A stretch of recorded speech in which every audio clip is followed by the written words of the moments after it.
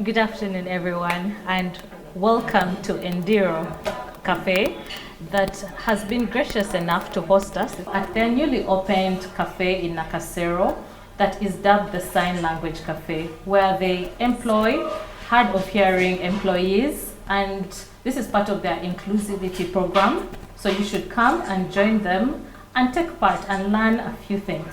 I have a panel of interesting young people who I am going to introduce, and I will start with ladies first. Yes? Yeah.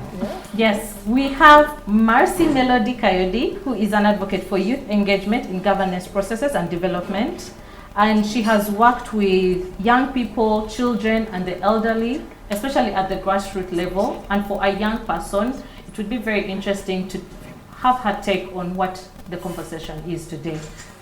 Next to her, we have Mr. Stephen Katende, who is the founder of Chisoboka Africa, an organization that ensures financial inclusion, starting with young people. And he has encouraged the people in Lwengo to form saving groups in schools, in communities, that will help them move from poverty livelihoods to have a better, to secure their futures better. And I have Jamila Mayanja, who is the founder of a social venture called Smart Girls Uganda. And next to me, I have Nasa Senyondo, who is the manager of the Endiro Sign Language Cafe. He is deaf and he will be using an interpreter to take part in this panel session. Our interpreter today is Miss Olivia Nachigozi, who works with Deaf Action Uganda. We'll be having a conversation on the 16th Uganda Economic Update from the World Bank. And the topic today is investing in Uganda's youth. All these people on this panel have been selected because they have different perspectives, and their take will give us a different view from what everyone else may be thinking of. You have seen the report or the brief of. What is your take on it? We need to go transformational learning. We need to cater for every young person, not just cater for the rich, not just cater for those that can manage a little bit of public schooling, but even in the public schooling to make sure it is active and it involves a lot of practical learning, that even when COVID is happening, they can use those practical skills to sustain themselves and sustain the families they're in. There's been an issue, we were talking here earlier on, of young girls who have been in school and now are young mothers.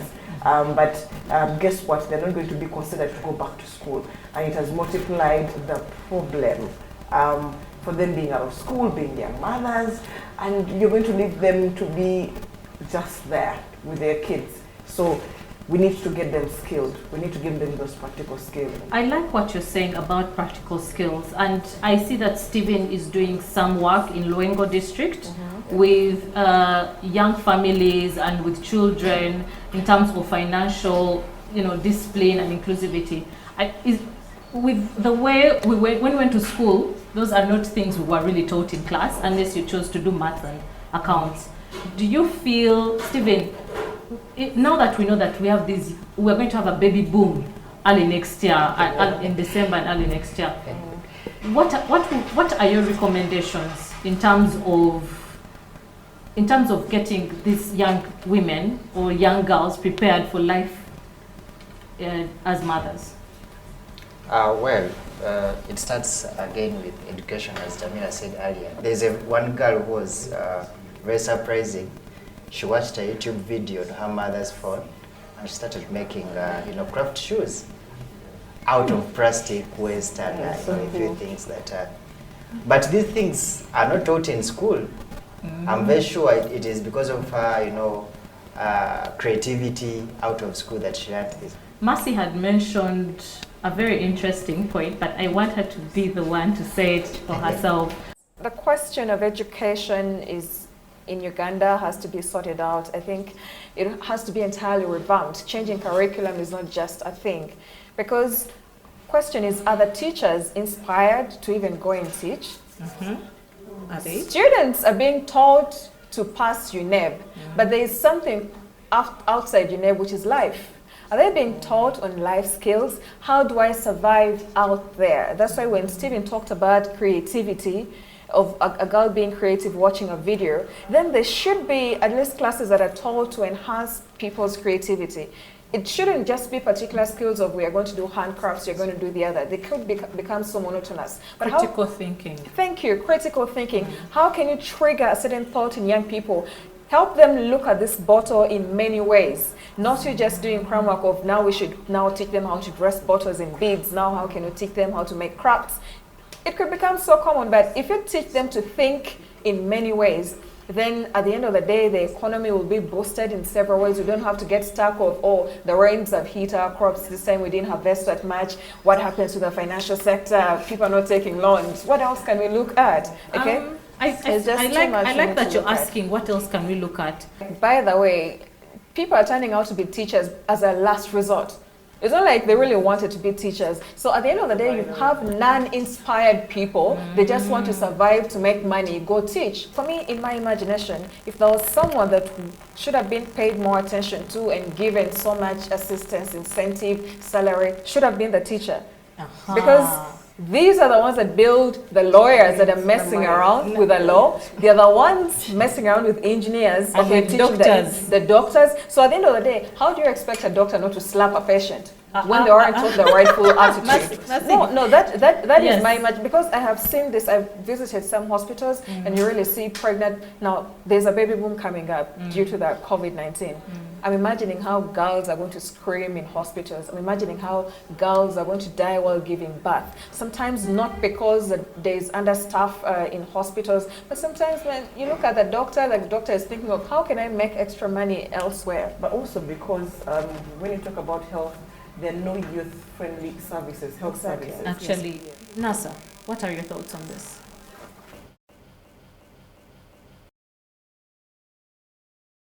The deaf people accessing hospital is a very big challenge. If you visited many hospitals right now, you can meet many deaf people walking around. True, they are sick, but they're just walking around because even accessing the doctor is a challenge due to communication barrier. By law, the interpreter must be there. In our constitution in 1995, they recognized sign language in health institutions, in schools, in all public institutions. They should be having sign language interpreters. But the challenge has been with interpreting the provisions. It is a big challenge with the interpretation. What if sign language is made part of the curriculum? At least basic interaction of thank you, do you need any help? Do you feel pain? Do you feel sick? What can I do for you? How can I direct somebody? I think it would be a very great thing, but not only taught in schools, but also let it get taught in institutions where teachers are being trained. Something that also could be in relation to this, perhaps maybe I'm just shooting, but have you thought about, in terms of inclusivity and the current population growth, we are all aware that we have not had a population census in a very long time, and we're working with estimates. And now with COVID, we're expecting a lot of, let's estimate 100,000 babies in the next 6 months? Only if we come together and really understand our statistics, would understand the problems that we are solving, would understand the magnitude of the problem. Before COVID, we were helping just, let me say, 100 girls. After COVID, we had 300 girls just from nearby coming to the center, and not only girls. Now the boys coming, please help us. Help us, because as much as you're helping girls, we also need these services. So now our programs are even left from being only girls. Now we are involving the boys because we need to. And because you can't empower the girl without empowering the boy. Yes. And the numbers work hand in hand, but we need the facts to make sure we solve the problem to the core. Yeah. Stephen, now based on what Jamila has said, you're working with people in Lwengo, and we know Lwengo has a very high number of people living under the poverty line. Yes? And do you feel that if we don't do something now, we're going to have a bigger problem in the next 10, 10 is even few, in the next 20 years? Do you feel that there's something that needs to be done? I always believe in solving problems with data. Like knowing how many people are we working with, how many people are we helping, how many people are we reaching out. What is your take on this? Yeah, so we live in a data-driven world, and without data, decisions can't be made. For example, in the district where I work, we always try to look out for data, district data on website, and many times you can't find accurate data. So we just do estimates on the number of people we want to help based on estimated data. This data also will help us in deciding on where to invest more. When you look at rural communities especially, you find a whole sub-county with hundreds and thousands of people without a health center. Maybe the government doesn't have data to make a decision that we need a hospital here, we need a health center here, because it is there is so much population, because it doesn't have anything to base on. So I think data is very, very important in making decisions. I'll give you an example. In our organization, of recent, we were trying to find out the economic status of the people we are trying to serve, and we did a survey, and that changed our perspective completely. We found out things that we never imagined, and that informed our programming. So we had our own ideas, but we were not Data based on changed everything. data. When we did the survey, that helped us a lot to make decisions based on evidence. And that's what we need to do at a national level. Marcy, I see you're very quiet, but Just listening. I have a question. Yes, please. As because I know you advocate for people omuntu wa wansi at the grassroots level. If you had the opportunity, what would be some of the recommendations to have improved service delivery in education and health? Let us think of training our teachers beyond the math, SST, science, English. Because then these teachers will also be able to deliver this same kind of attitude of thinking broadly beyond UNEB to the students or the learners. So in the end, if we train teachers on life skills, so that our intent is not to prepare kids for UNEB, but also most importantly, prepare them for life after school, because that is the most important thing. And it has to be as early as possible.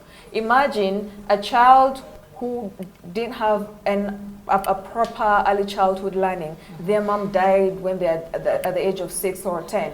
How will they move on with life? How will they think about moving life in a certain way beyond English, SST, science, and math? Okay? So what do you recommend? For me, the biggest recommendation is train life skills, train creativity, train how to live life out there, soft skills, communication skills, okay? The only sustainable way is have this part of the curriculum so that as we are growing, even that doctor is able to at least communicate to the patient when they come. So that also the patient's privacy is taken care of, they are protected. And of course the doctor has taken an oath of they have to protect information. So at the end of the day, you don't need someone to get through the hassle of, oh, let me hire an interpreter. Already someone can't afford money to pay the hospital bills. How are they going to pay? In fact, even if the interpreter chose to come and offer the service free, but they need you to pay for their transport. They have to transport themselves. The only sustainable way, let everybody learn things like sign language, communication, soft skills, basic communication. So at the end of the day, you don't need to get an application that only works in Kampala or Entebbe and the rest of the people down there can't learn anything. Let's plant the seed. Let's plant the seed. Yeah? Exactly. Let's plant the seed. Exactly. So, that. NASA, what recommendations would you like to see as NASA? Oh, everything must start with education. You are talking about quality education. Okay. But for people with disabilities, I'll be very specific with the deaf people. It is worse.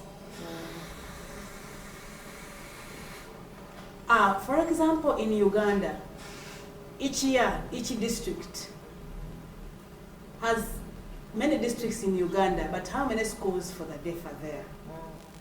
That is one. Now, in education, just like Mase said, at least ECD, early childhood. Yes. But government now is not, I don't think is going to support that program, the ECD program. It's not supporting for children with special needs. This is not supported.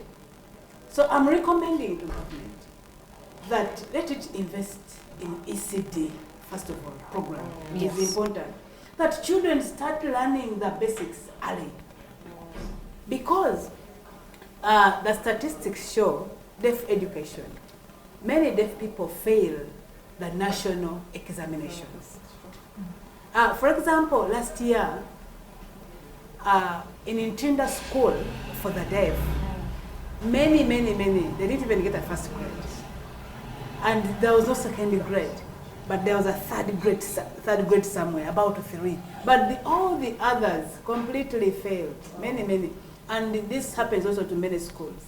Because of the weak start, the foundation is weak. So now early education, leaving it aside, talking about the inclusive education, the policies are there. But how ready is government to implement the policies? At Kyambogo University, there is a program training sign language interpreters at Kyambogo University. But the interpreters, after learning, there are no jobs because government is not ready to employ the interpreters trained. So interpreters end up doing other things. And we lose the human resource. We lose that capacity. Oh my God. So I know, right? I recommend that government must be ready to pay the sign language interpreters.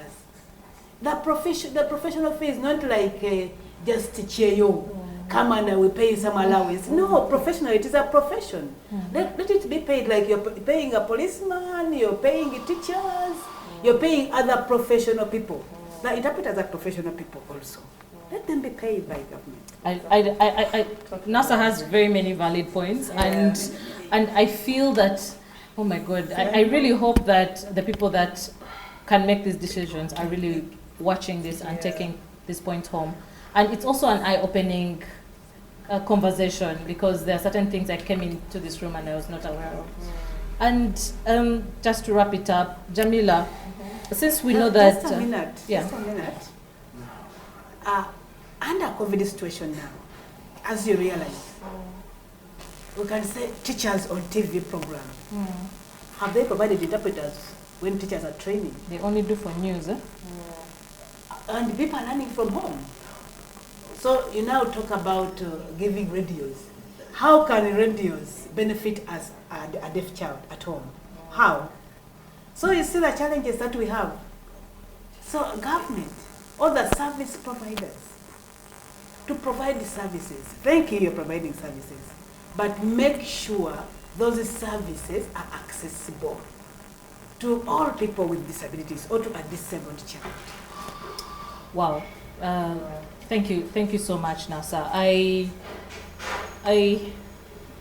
feel that we still have a lot of work to do, and I believe that as we sit here at this table, we are all going to leave here changed after this conversation. Absolutely. Yes? Yeah. But just give me a second, guys. I feel right? I'm angry. I do you feel like the passion? I can't do anything. You really want to change it. What he said is quite amazing Yes. and quite to the root. And also, there's something I saw in the report that talks about how all these issues are preventable. And if we start now, we will be able to mitigate the effects that are going to come if we take longer to make a decision or to make a change.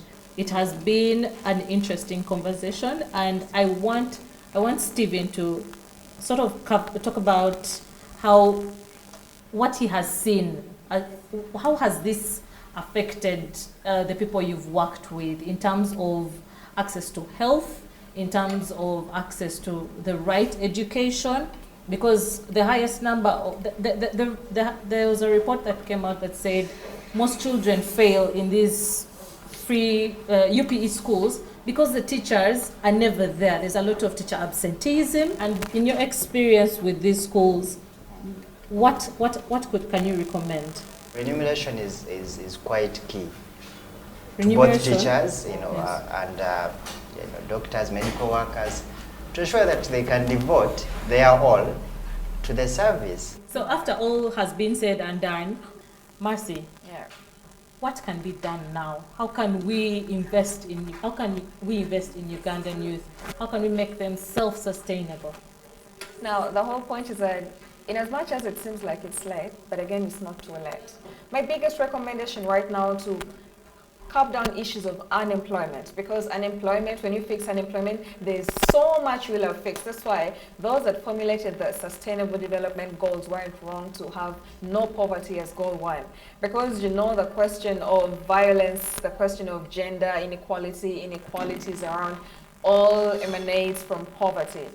So the way to address poverty is through enhancing employment. How do we enhance employment? We already have URI in Nakawa. Can we have most of these training centers put around the country so that exactly so that we don't have young people having to go through costs of transportation and accommodation, but also congesting the city while their home villages are left undeveloped.